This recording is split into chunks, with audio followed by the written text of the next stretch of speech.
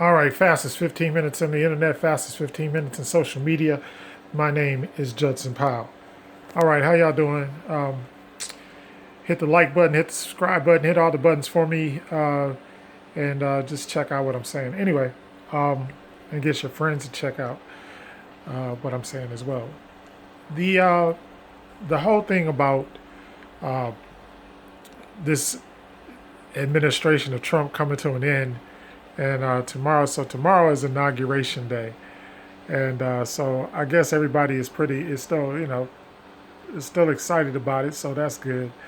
I hope that everybody looks at this as a new beginning, and I hope everybody like parties and has a lot of fun after the inauguration.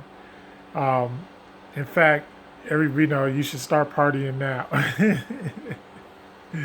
And why do I say that? I say that basically because I think that we've been under a lot of stress. This whole thing with the coronavirus and everything like that. Coronavirus numbers, according to the CDC, are going through the roof right now. So they're actually going up.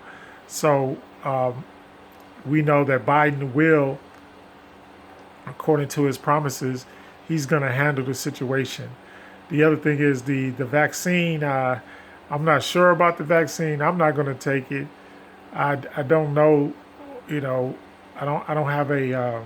I guess I don't really have a opinion on that. And so, you kind of got to do what you got to do. You got to do what you need to do for you and for your family. So please, do what you got to do for you and your family. The thing is like right now, what I've been trying to do is because of this illness that I'm going through, I've been trying to stay away from everybody, stay away from everything. The only people that I let near me really, my wife, and then um, my one son that lives at home. So we want to make sure that you are safe and that you are sound, and so do everything you can to increase your immune system. Right now, I'm at risk because I'm ill, and I'm and I have some of the pre-existing conditions. But I'm not really worried about it.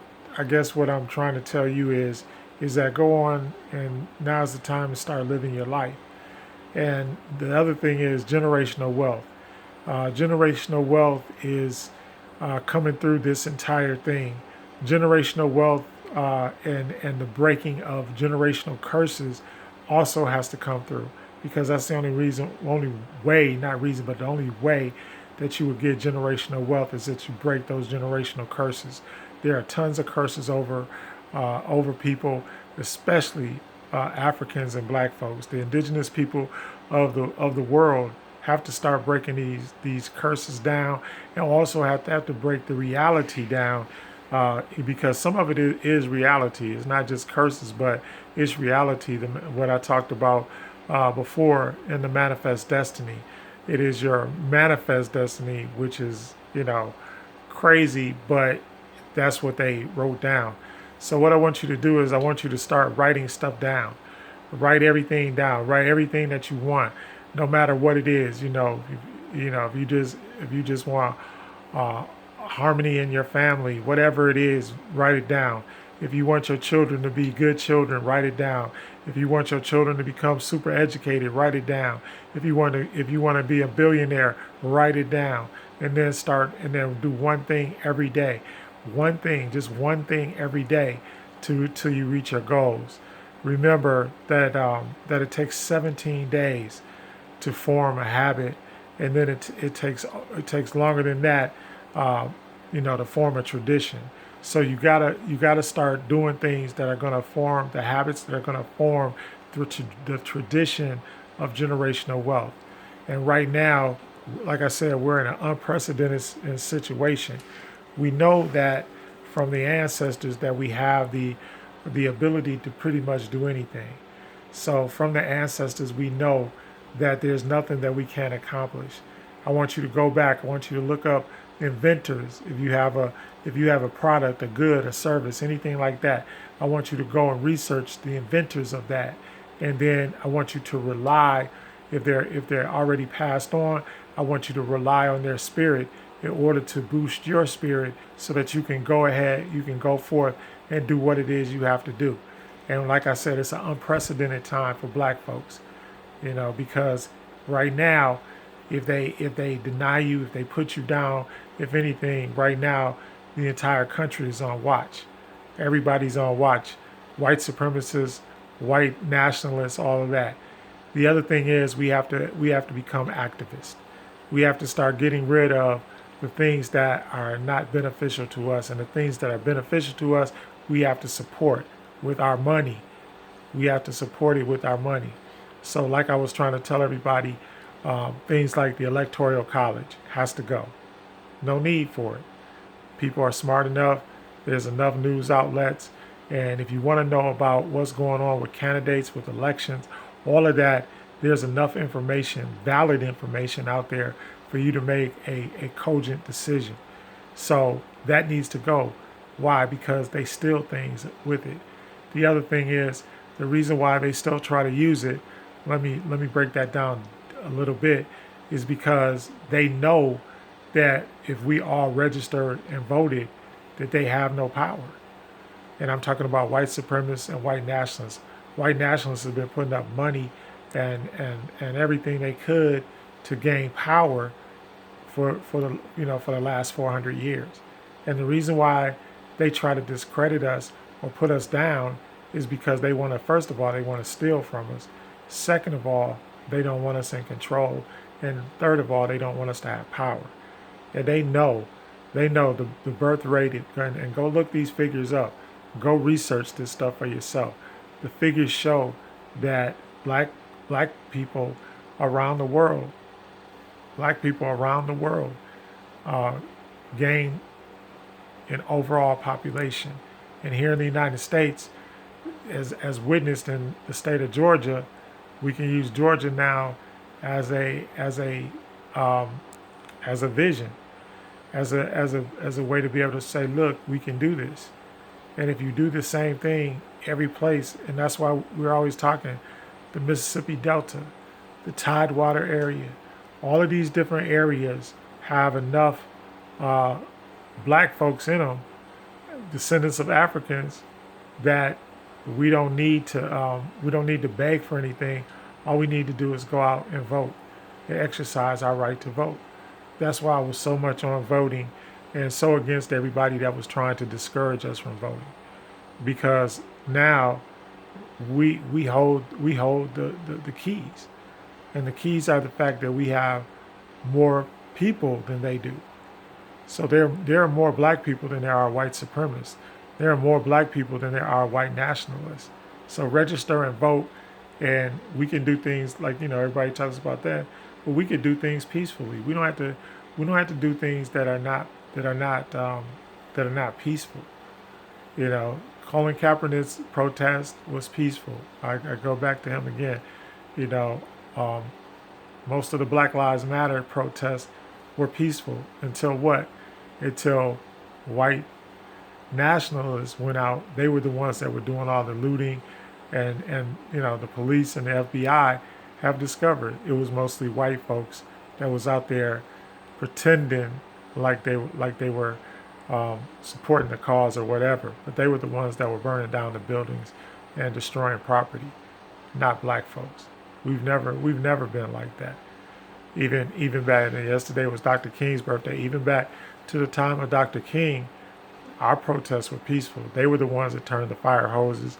They had the bull counters and all of that. So they were the ones that were trying to prohibit us just from voting. And if they knew back then, if they knew back in the '60s that voting was harmful to their white power agenda, then it's definitely prevalent now.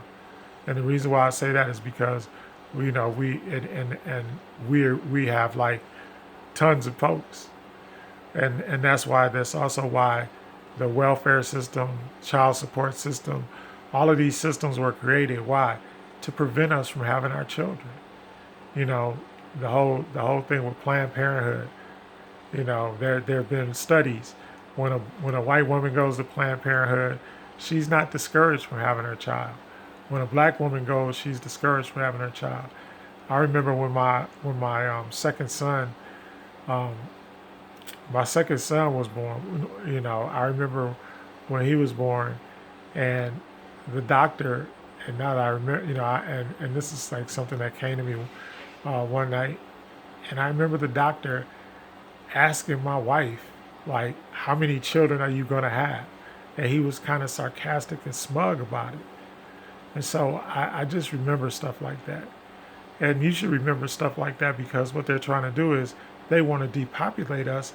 And the other thing is, and they want to disarm us of all of our money. Like I told you, all of those inventions, go back, please. And I keep on re-emphasizing and encouraging this. Go back, please go back and find out who invented things, how inventions, and then you got to think somebody made money off of that. But 9 times out of 10, it was never the inventor. So you gotta realize what's going on out there, right? And all these families, our generational wealth was created already.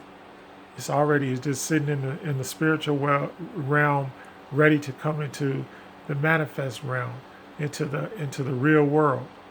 It will what we call the real world, but it will manifest if you go after it.